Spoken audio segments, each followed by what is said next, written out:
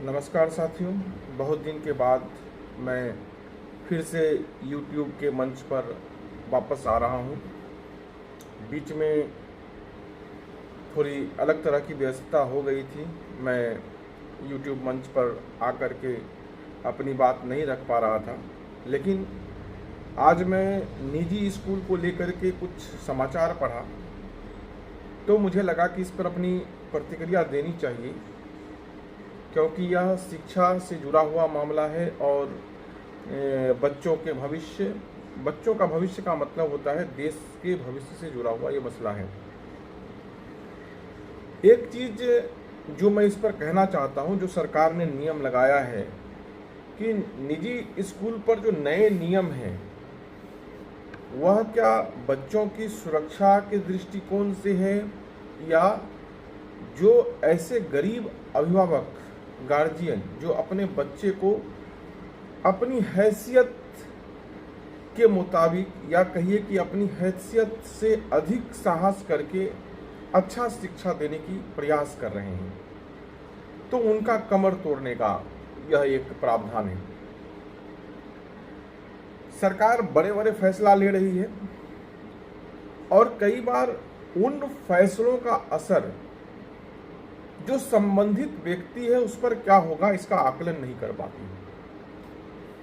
अभी मामला है उत्तराखंड का, जहां पर सरकार जो स्कूल का बस चलता है उसके लिए कुछ नियम लागू किया है, जिसमें है कि स्पीड लिमिट के लिए एक डिवाइस होगा, उसमें महिला कंडक्टर जरूरी होगा अगर उसमें गर्ल्स चाइल्ड है तो,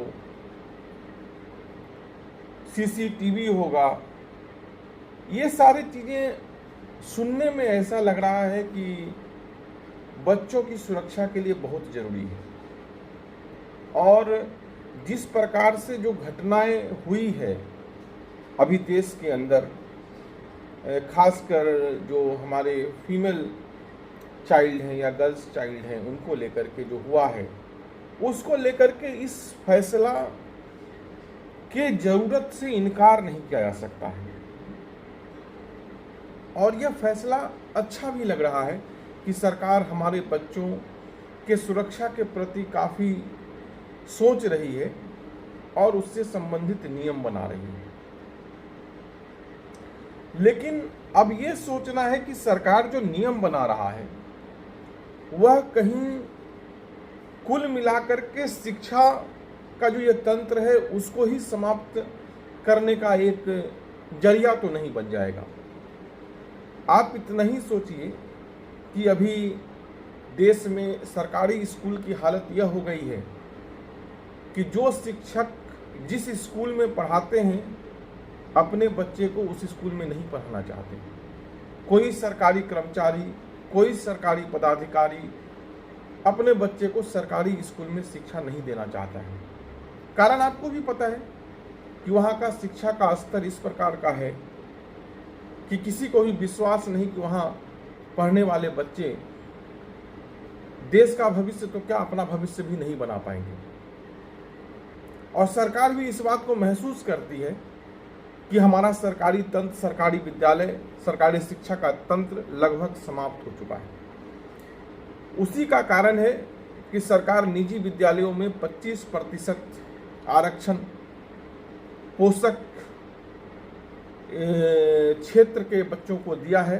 हालांकि मुझे नहीं पता कि इसका अनुपालन कितना करवा पा रही है, और अनुपालन नहीं हो पा रहा है तो उसका एकमात्र वजह है कि सरकार समय पर निर्धारित फीस निजी विद्यालयों को नहीं देती है।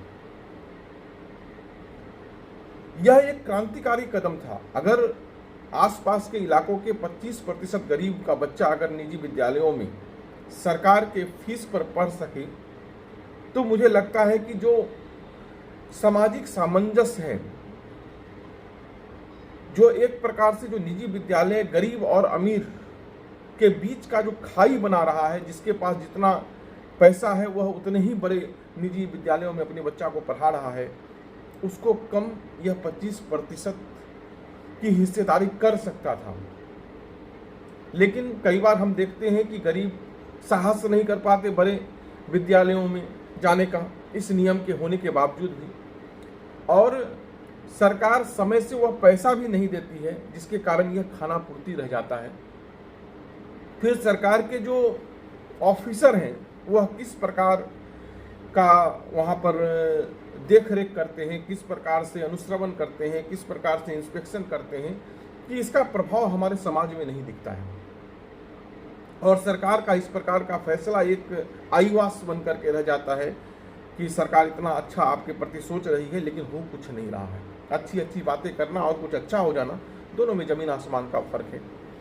तो उसी प्रकार से जो इसमें सरकार स्पीड लिमिटिंग डिवाइस हो गया, या सीसीटीवी हो गया, जीपीएस हो गया, या हर बस में महिला कंडक्टर की बात हो रही है, ये सब चीज अगर कोई निजी विद्यालय अपने विद्यालय में लागू करता है तो आप इतना ही सोचिए कि उस पर कितना बोझ पड़ेगा, और वह आर्थिक बोझ कौन वहन करेगा। इसमें तो कोई कंफ्यूजन नहीं होना चाहिए कि निजी विद्यालय एक व्यवसायिक संस्थान है, वो लाभ के लिए काम करते हैं। उससे अगर हम धर्म कर्म का अपेक्षा हम कर रहे हैं तो इसका मतलब है कि हम या तो बेवकूफ हैं या खुद को बेवकूफ बनाए रखना चाहते हैं। जो स्पीड लिमिटिंग डिवाइस है उसका कीमत करीब 5,000 है। एक रेंज है 5,000 से लेकर 10,000 तक का है। महिला कंडक्टर को अगर आप मिनिमम तनख्वाह भी दीजिएगा तो 10 से 15,000 रुपया प्रति माह पड़ता है। अगर एक स्कूल के पास में 10 बस हो तो आप सोच लीजिए कि लाखों का जो अतिरिक्त आर्थिक बोझ है वह स्कूल पर पड़ेगा, और निश्चित रूप से वह बोझ स्कूल अपने माथे पर नहीं लेगा, वह जो छात्र वहां पढ़ रहे हैं उसके गार्जियन पर वह बोझ ट्रांसफर होगा। आप यह सोच लीजिए, चूंकि मैं ग्रामीण क्षेत्र में रहता हूं और कई निजी विद्यालयों से मेरा संपर्क रहता है, अगर वहां पर बकाया अगर फीस को आप देखिएगा तो आपको पता चलेगा कि जो क्षेत्रीय गार्जियन है, जो ग्रामीण गार्जियन है, जो शिक्षा के महत्व को समझते हैं लेकिन जिनका पॉकेट अलाउ नहीं करता है, वह 300-400 रुपया महीना भी निजी विद्यालय को देने में सक्षम नहीं देते हैं। लाखों लाख रुपया निजी विद्यालयों का फीस बकाया है, किताब का बकाया है, बस का किराया बकाया है। ऐसे में अगर इस प्रकार की सुविधाएं हम थोपते हैं स्थानीय क्षेत्र के ऊपर में, तो हमको लगता है कि यह पैसा बढ़ने से क्या जो गरीब लोग हैं जिन्होंने किसी प्रकार से अपने बच्चे को निजी विद्यालय में शिक्षा देने की सोचा है, अगर वह यह सोच रहे हैं कि हमारा बच्चा पढ़ लिख करके भविष्य में कुछ बनेगा, कुछ करेगा, क्या वह वहां से वापस नहीं लौटेंगे? सोचिए कि जो लोग, ऐसे लोगों की भी कमी नहीं है अपने यहाँ, जो अपने बच्चे को इसलिए स्कूल भेजते हैं कि वहां पर एक समय का खाना उनको मिल जाएगा,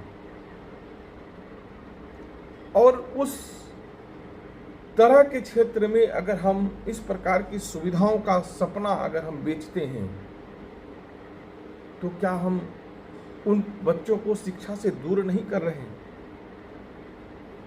एक प्रकार से आप यह सोचिए कि जो सरकार सरकारी विद्यालय को बर्बाद कर चुका है, जो सामाजिक कार्यकर्ता सरकारी विद्यालयों को लेकर के थोड़ा भी चिंतित नहीं है, जो प्रेस मीडिया सरकारी स्कूल में क्या सुविधाएं हैं, क्या बच्चों को मिल रहा है, शिक्षा का स्तर क्या है, उसको लेकर के चिंतित नहीं है, वह निजी विद्यालयों का चक्कर क्यों काटता है? उसका बहुत सीधा मतलब है कि उनको लगता है कि वहां जाएंगे, ये व्यवसायिक संस्थान है, यहाँ कुछ न कुछ हमको मिल जाएगा, चाहे वो अधिकारी हो, पदाधिकारी हो, सामाजिक कार्यकर्ता हो या प्रेस हो। इसका उद्देश्य कभी भी शिक्षा का सुधार नहीं होता। शिक्षा का सुधार होता तो यह सिलसिला सरकारी स्कूल से शुरू होता। मैं बहुत गर्व के साथ कहता हूँ कि मेरी शिक्षा दीक्षा सरकारी विद्यालय में हुआ है। बुबना आदर्श मध्य विद्यालय जहाँ से मैं पढ़ा लिखा हूँ, एक समय था जब लोगों का सपना होता था कि उस विद्यालय में नाम लिखा कर हम पढ़ें। हम लोगों के समय में सेमापुर स्कूल का नाम बहुत चारों तरफ चर्चा में था, कस्बा स्कूल का चर्चा चारों तरफ था, एल हाई स्कूल का चर्चा चारों तरफ था। आज ये विद्यालय कहाँ है? इनका चर्चा क्यों खत्म हो गया है? किसने इनको खत्म किया? उसको खोज निकालने की जरूरत है, उन अपराधियों को सजा देने की जरूरत है। जब सरकार इतने कंपटीशन से सरकारी स्कूल में शिक्षकों की नियुक्ति करते हैं, इतने योग्य टीचर हैं, वह अपने बच्चे को भी वहाँ क्यों नहीं पढ़ाना चाहते? ऐसा शिक्षा का माहौल वहाँ क्यों नहीं बनाते कि वो अपने बच्चे को वहाँ पढ़ाने का भी सोच सकें? क्यों उनको लगता है कि उनके बच्चे सरकारी स्कूल में शिक्षा प्राप्त नहीं कर सकते जबकि वह स्वयं वहाँ पढ़ाते हैं? कोई सरकारी पदाधिकारी क्यों वहाँ नहीं पढ़ाता है? जब तक इन लोगों को अपने बच्चों के लिए शिक्षा भत्ता मिलता रहेगा, जब तक इन लोगों पर यह कंपल्सन नहीं होगा कि आपको, अगर आप सरकारी काम करते हैं तो आपको अपने बच्चे को सरकारी स्कूल में ही पढ़ाना होगा, सरकारी हॉस्पिटल में इलाज कराना होगा। यहाँ क्या है अपने यहाँ कि बच्चे में किसी को सरकारी स्कूल नहीं चाहिए, लेकिन मेडिकल कॉलेज सरकारी चाहिए, इंजीनियरिंग कॉलेज सरकारी चाहिए, और जिनके पास पैसा है वह निजी संस्थानों में अपने बच्चे को अलग से कोचिंग दिलवाते हैं। कंपटीशन निकलता है, ग्रामीण क्षेत्र के बच्चे जो सरकारी तंज से पढ़ करके थोड़ा बहुत IABA करते हैं, वो लोग इस कंपटीशन में बैठकर अपने बच्चे को सरकारी मेडिकल कॉलेज, सरकारी MBA कॉलेज, सरकारी इंजीनियरिंग कॉलेज में अपने बच्चों का नाम लिखाने का सपना तक नहीं देख सकते। तो यह बात भी सरकार लागू करे कि जो निजी विद्यालय में अपने बच्चे की शिक्षा दीक्षा कर रहे हैं, वह भविष्य में भी निजी विद्यालय में ही अपने बच्चे को पढ़ाएंगे। जिनके बच्चे सरकारी स्कूल में पढ़ रहे हैं, उनके बच्चे भविष्य में सरकारी स्कूल में पढ़ें, इसकी प्राथमिकता सुनिश्चित हो। नहीं तो सरकारी स्कूल जब तक हमारा मुख्य शिक्षा का केंद्र नहीं बनेगा, तब तक RTE जैसे कानून जो 25% तक बच्चों को आरक्षण देते हैं, वह सब हंसी उड़ाते रहेंगे, और जो गरीब लोग हैं उनके सपने में आकर के उनको डराते रहेंगे। मैं ये नहीं कहता हूं कि सरकार का प्रयास जो सुरक्षा को लेकर के है वह बेकार है, बिना मतलब का है। मैं पहले भी कहा हूं कि जिस प्रकार की घटनाएं देश में हो रहा है, जिस प्रकार से अपराधीकरण देश में बढ़ा है, ऐसे में सुरक्षा की व्यवस्थाएं बहुत जरूरी है। लेकिन यह किसके खर्च पर, किसकी जिम्मेवारी पर? निश्चित रूप से अगर आप चाहते हैं कि शिक्षा महंगा नहीं हो, अगर आप चाहते हैं कि शिक्षा सब तक पहुंचे, तो इनको सब्सिडाइज करना होगा। सरकार इस प्रकार की चीजें फ्री में दें, सब्सिडाइज करके दें। जो बस के ड्राइवर हैं उसके तनख्वाह में कुछ सब्सिडी दें, जो महिला कंडक्टर रहेगी उसका पूर्ण भुगतान सरकार करे, तब जाकर के इस प्रकार के दबाव को डालने से हमको लगता है कि शिक्षा व्यवस्था में कुछ सुधार होगा। लेकिन अगर हम ऐसा नहीं करते हैं, हम निजी विद्यालयों पर तरह तरह के व्यवस्थाओं का आरोपण करते रहते हैं, उनके खर्चों की चिंता नहीं करते हैं, तो इससे साफ परिलक्षित होता है कि हम निजी विद्यालय को भी समाप्त करना चाहते हैं। जो भी थोड़े बहुत गरीब तबका अपने बच्चे को पढ़ाने का सपना देख रहा है, वह GD गोयनका जैसे AC वाले गाड़ी को देखते रहेंगे और अपने बच्चे को टूटे फूटे ऑटो से भी अपना स्कूल नहीं भेज पाएंगे। स्कूल को बच्चों से दूर मत कीजिए, वह नज़दीक कैसे आए उस पर विचार कीजिए। इतना ही कह करके मैं आज के वीडियो को विराम देता हूं। उम्मीद करता हूं इस वीडियो को आप लोग पसंद करेंगे, अधिक से अधिक दोस्त साथी मित्रों में प्रसारित करेंगे, हमारे चैनल को लाइक सब्सक्राइब करेंगे और शिक्षा सुधार के आंदोलन में अपनी भागीदारी सुनिश्चित करेंगे। मैं जानता हूं कि मेरी हर बात आपको पसंद नहीं आएगी, मैं आपके नापसंदगी का भी इंतजार करूंगा। कमेंट में स्वयं देखता हूं। उम्मीद करता हूं कि आपका सलाह सजेशन हमारे पास में आए, ताकि हम अपने वीडियो में सुधार कर सकें, अपने वीडियो को आपके लिए अधिक उपयोगी बना सकें। इतना ही कह करके जय हिंद, जय भारत।